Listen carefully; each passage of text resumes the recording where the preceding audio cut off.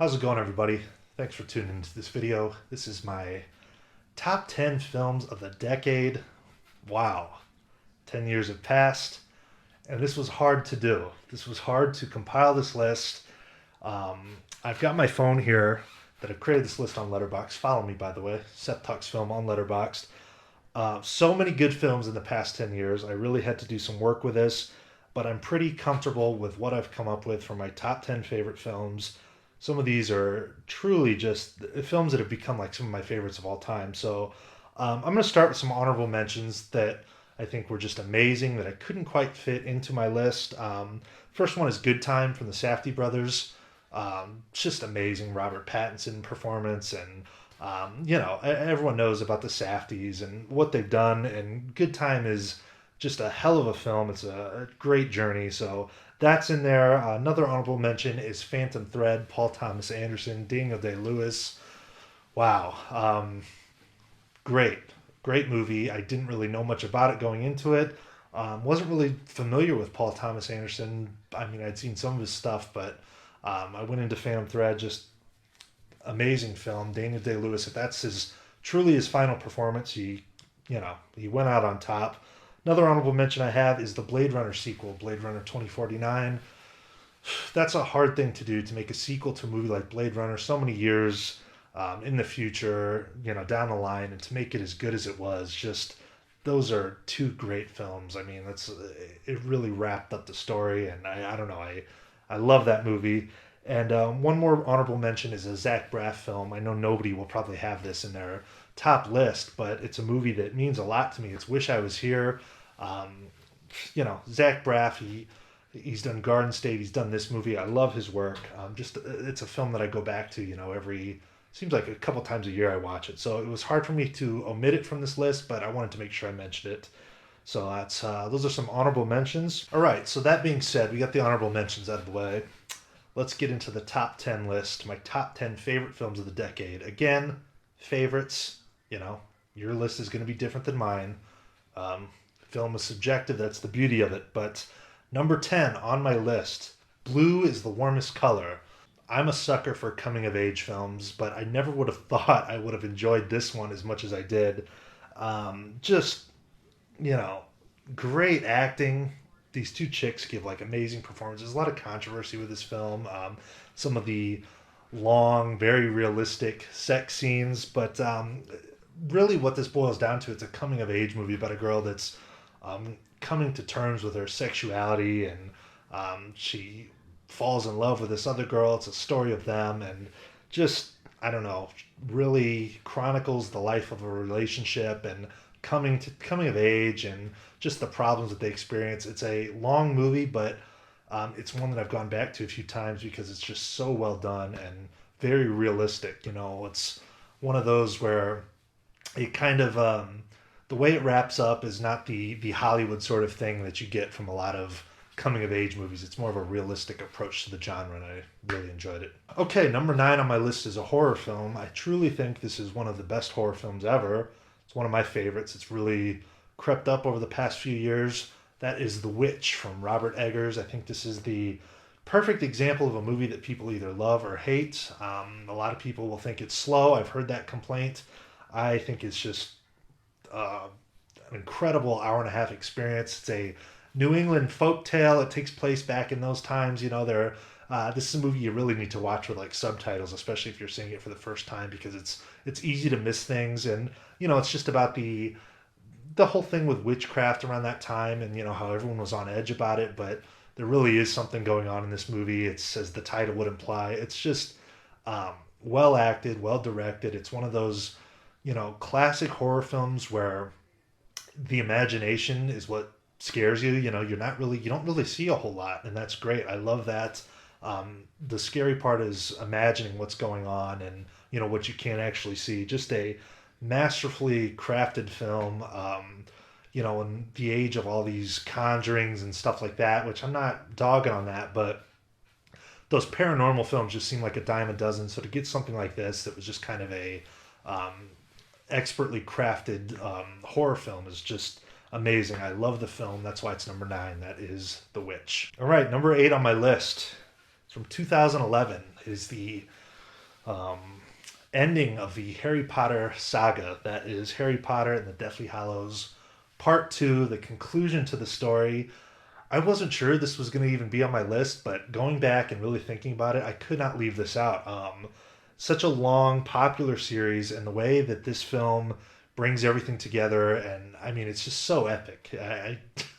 It's epic on every level. The whole series, you're waiting for the showdown between Harry and Voldemort, and you finally get it here. It's what all the movies lead up to, and some of the earlier Harry Potter movies are a little bit kiddish feeling because they were younger, but as they grow up and ending with this one when they're quite older, it's just I don't know, it's a badass movie.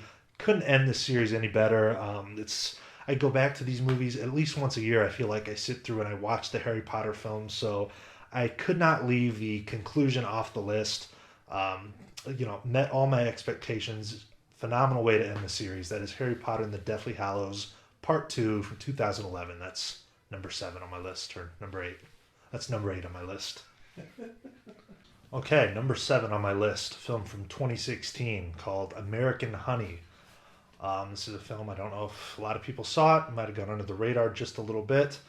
It stars Shia LaBeouf, Sasha Lane. It's about this girl who doesn't really have direction. She's kind of lost, doesn't really know what's going on in her life. She ends up linking up with this group of young people who go around selling magazines. They're just a cast of kind of sketchy characters, but she joins up with them. They're hitting the road. This is a coming of age film, which I love that genre. This was great. One of those movies. It's kind of a little bit dirty. It just feels, what I'm talking about. One of those movies. It just, it's got a kind of a dirty sort of like gummo type of feel to it. But this is really kind of for me when I started to think, okay, Shia LaBeouf is actually a really good actor when you give him something to work with, and great in this film.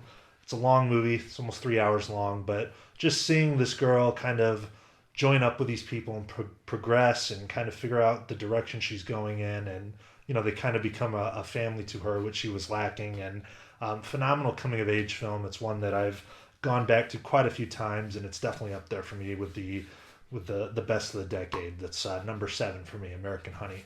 Next up on my list at number 6 is another film from 2016 directed by Mel Gibson, starring Andrew Garfield, Hacksaw Ridge. It's the true story of Desmond Doss, conscientious objector who joined the army as a medic, and he did not want to bear arms. He did not want to shoot anybody, and this is his story. Just, man, kick-ass war film. I'm always a sucker for a good war film, and I love Mel Gibson. I know the guy's had problems, but I enjoy his work. I think he did a kick-ass job with this film. It's so memorable, and just the idea of this guy up there, in the midst of all this gunfire, and all he's worried about is saving people with no ability to defend himself. He, refuses to pick up a gun and shoot anybody. It's such a great concept and a true story, like I said, but kind of like with Full Metal Jacket, this is almost like two films in one. You get the first part where he's joining up, and then he's in boot camp with Vince Vaughn as the drill sergeant, which is kind of an interesting idea, but he does a really good job. And then the second part of the film is on the battlefield, and I mean it's pretty brutal and graphic in a lot of parts, but Andrew Garfield really has become one of my favorite actors over the past few years. I always love to see whatever he's doing, and this is just an amazing film. Right up there, if I was to lay out a list of my favorite war films, this would be near the top. That is Hacksaw Ridge at number 6. Number 5 on my list, this movie actually just came out. It's a Netflix film directed by Martin Scorsese, The Irishman. Robert De Niro, Joe Pesci, Al Pacino, these guys all together at this point in their career for another Scorsese film that kind of gets back to those gangster roots. I was so hyped up for this movie, and I was a little bit worried it was going to fall flat maybe a little bit, but I loved it. And I should have known better because it's Martin Scorsese. Everything that guy does is great. And like I said, this is him getting back to, really his most famous sort of style of film, the Goodfellas gangster sort of thing. And just incredible. 3.5 hours. It's a long movie. I was lucky enough to see it in theaters. I thought that this should be enjoyed on the big screen, and right away I knew it was, just one of the best films. It's my favorite film of 2019, and easily one of the best of the decade for me. Just, I don't know. It's kind of bittersweet because it feels like it's the last time you're going to see these guys doing a movie like this. Nobody's getting any younger, and I mean they had to really pull teeth to even get Joe Pesci to do it. But just so cool to see De Niro do something like this again, and all these guys. I mean, Marty is certainly on the Mount Rushmore of filmmakers. This lived up to the hype totally. That is The Irishman at number five. Okay, final four. So four great films. Number four is a film from 2013 directed by Spike Jonze starring Joaquin Phoenix. Her. So this film takes place in the, I don't know, it's futuristic, but it seems like the very near future because nothing feels so crazy that it seems like hundreds of years away. It seems like a very near future.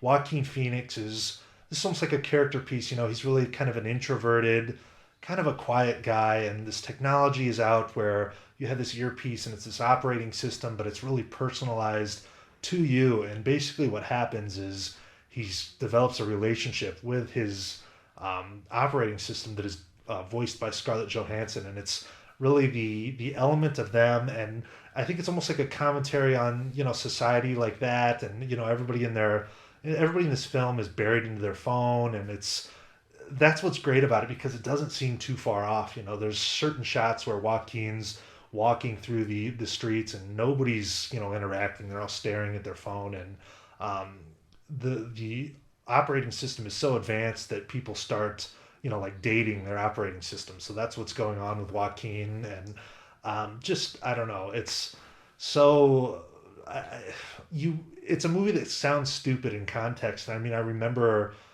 when this was coming out, I thought there's no way. It sounds dumb. I mean, a guy falls in love with his computer, but there's so much more to that, and the element that's going on there, and the acting with Joaquin is just amazing in this film. So I can't say enough good things about it. It's Her from 2013, just a very unique and amazing film. Okay, number three on my list. This is a film from 2017. This is also something else that I feel like maybe didn't really, I don't know, maybe went under the radar a little bit. A lot of people didn't see it. It's a sequel 20 years later to one of my favorite films. That is T2 Trainspotting, directed by Danny Boyle. The sequel to Trainspotting, which, like I said, I mean, I love that film. When I heard about this, I thought, man, okay, because Trainspotting is it's an ending that kind of, you always wonder what happens to those characters, where they end up. And this is 20 years later, all the same cast. Ewan McGregor's Mark Renton comes back to, his town where he screwed over his friends basically in the first film at the end. And it's just the dynamic of them reconnecting, and there's some bad blood there, obviously, after the events of the first film. But what I love about this movie is,